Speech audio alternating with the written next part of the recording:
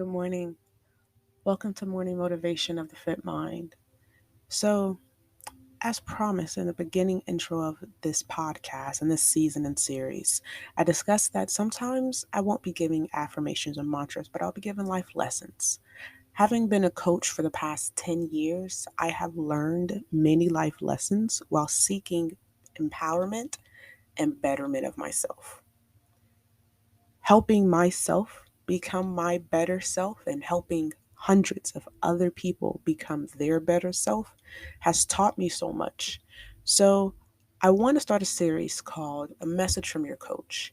And these are just different thoughts and different lessons that I have learned over the span of my life, over the span of coaching, over the span of parenting, over the span of learning myself and becoming more one with who I'm supposed to be. So sit back, grab your pen and paper, because I want you to write down questions to ask yourself. Take notes. What thoughts come to mind as you're answering the questions that I ask? I want you to get something out of each of these messages. So, without further ado, here is a message from your coach.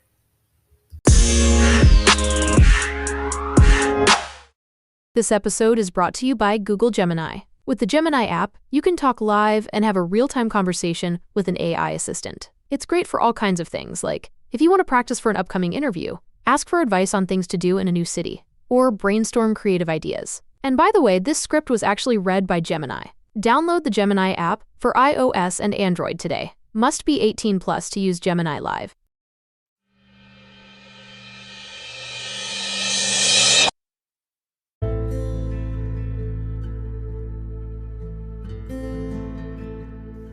Good morning, and welcome to Morning Motivation for the Fit Mind. Today is another message from your coach. It's about being in flow and how being in flow creates growth. I discussed the downside of going with the flow in an earlier episode. Only dead fish go with the flow. Today I wanted to expand that thought and what that life lesson taught me. I want to make sure that you know the difference between going with the flow and being in flow. You see, going with the flow means you're not in control of your life. You allow life to unfold, and you're not making active decisions to guide your life to its highest. Being in flow means you're in the zone. You're actively pushing yourself out of your comfort zone while maintaining peace in your present life. Peace does not imply a life free of chaos, but it does imply that you have learned to remain calm amidst the chaos. Being in flow does not mean being inactive. So, what is flow? It's actually a scientific phenomenon. There are 8 different elements that help you recognize when you're in flow. 1, clarity. Clarity of goals and receiving immediate feedback. That means you know where you're going. At the top of the year, you write your goals down.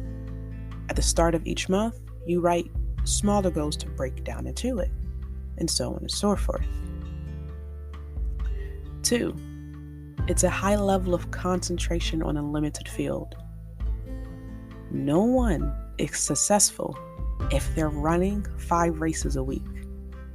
No one. You're going to burn yourself out.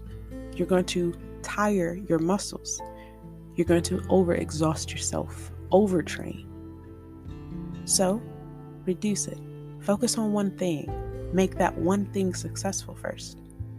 Once it's successful, then expand.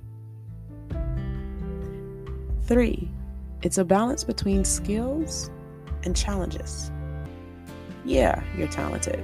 All right, so you can sing. But are you challenging yourself? Are you challenging your vocal range? Are you evolving? Are you adding more movements to your choreography? All right, let's switch it up. So you got some computer skills. Good job. But are you challenging yourself? Are you learning the new information that's out here? Are you sharing that information? How are you challenging yourself right now? 4, it's the feeling of control. We don't control this life. We don't control our life. We control our actions. You control your emotions. Only you can control you. So, are you controlling yourself? That's when you have the feeling of control. 5, effortlessness. Are things seemingly easier right now? Not saying it's easy, just easier. Are your ideas flowing without you stopping, without getting writer's block, without getting burnt out? Effortlessness. 6, an altered perception of time. You feel as if time stops and you have all the time in the world to get everything done. Those are the days when you get like 20 different things done on your to-do list. And it's the same 24 hours as it was yesterday. Time feels different when you're in flow. 7, the melting together of action and consciousness. When you learn to train your mind and you train your subconscious, it will spill over into your consciousness. Are you currently taking actions that feed your conscious thoughts? Are you taking actions to get you to your future? 8, an IROI, immediate return on investment. Are you pouring into others and then immediately someone is turning around pouring back into you? Immediate return on your investment. So these are the 8 different elements that allow you to recognize when you're in flow. But what does flow or being in flow feel like? Well, it's the feeling of hyper-focus. That feeling of being able to quickly find solutions to your problems. It's the feeling of high vibrations and the yummy, ooey goodness of life. It's a feeling of ecstasy, clarity, peace. If you've ever been in flow, then you know the exact feeling. It's peaceful, yet tantalizing. And you feel so aware of everything going on in your life. Being in flow provides such a huge awareness and clarity of self, of your own life. You're able to connect the dots that seemingly weren't there before. You're able to create opportunities by simply thinking about them. Being in flow is magic and bliss. So how do you achieve it? How do you achieve flow? Well, focus. You must have clear goals to intently focus on them. Write them down. Break them into smaller goals. Check them off constantly. 2, start small. Most people fail because they go 0 to 100 chasing the fastest results overnight. Don't be like most people. If your goal is weight loss, don't try to change your diet, start working out, drink all the supplements, protein shakes, and everything the next day. No, just hold yourself consistent with just working out every week. Can you do that one thing for 30 days? Good. On day 31, add a new goal. Keep the cycle going. One new goal every 30 days. 3, take advantage of every opportunity. You know that phrase, there's opportunity all around you? Well, there really is. But because you're not in flow, you're unable to see all the potential connections right now. 4, keep pushing. You'll more than likely fail on your first try. Probably your second one too. Hell, maybe even your 10th. One of my mentors used to tell me to only bring him the 10th edit of a project. Any failures under 10 meant I wasn't trying hard enough. So keep going. And 5, practice. Again, keep going.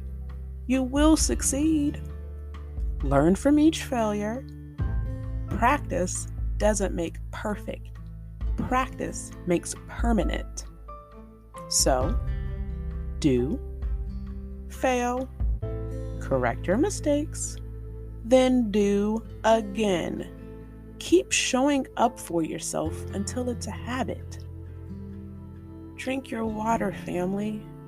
I hope you learned something from this message. And always remember that you got this.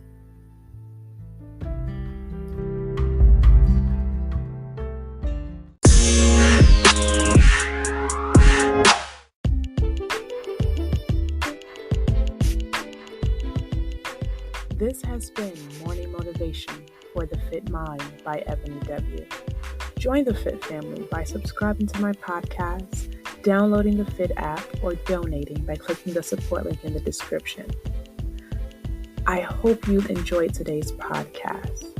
And if so, share this with anyone you might feel may need to hear or repeat these words as well. And also, please leave a positive review.